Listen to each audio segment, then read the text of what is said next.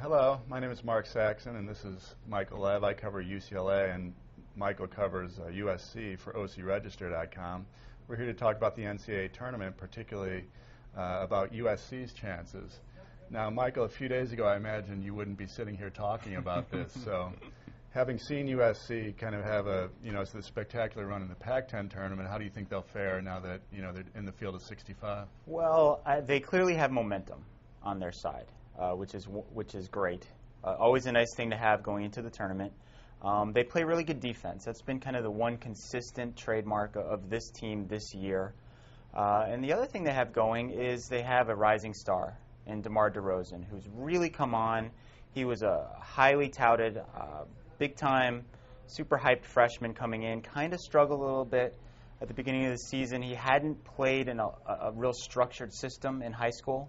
So learning half-court offense, learning how to play, real strict defense. These were all new concepts to him, but he has looked like the NBA lottery pick that he was supposed to be in recent weeks. So they have kind of that star power. They have some veterans. I mean, I think minimally that they can upset Boston College in the first round and at least go on to face Michigan State in the second round. What do you think will be sort of their biggest challenge? A lot of people have pointed to the fact that, Daniel Hackett is not a typical point guard, and that he's not a 5'11" or 6-foot guy who's ultra quick. Where do you see sort of maybe one of their question marks going into this? Yeah, well, I think defensively they had a lot of problems this year covering small, quick point guards. And Boston College's best player, Tyrese Rice, is one of those small, quick point guards.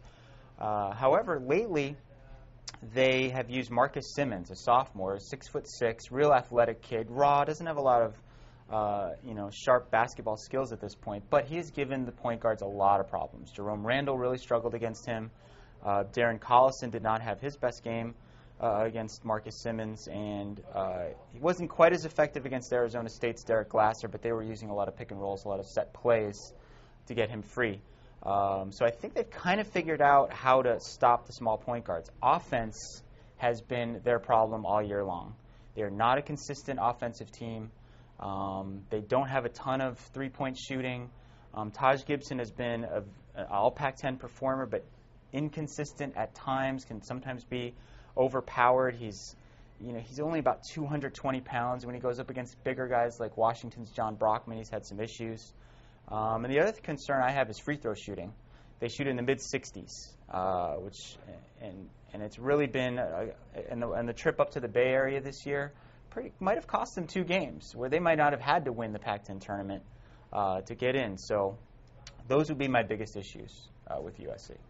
Okay, well, be sure to follow the rest of this March's coverage on OCRegister.com.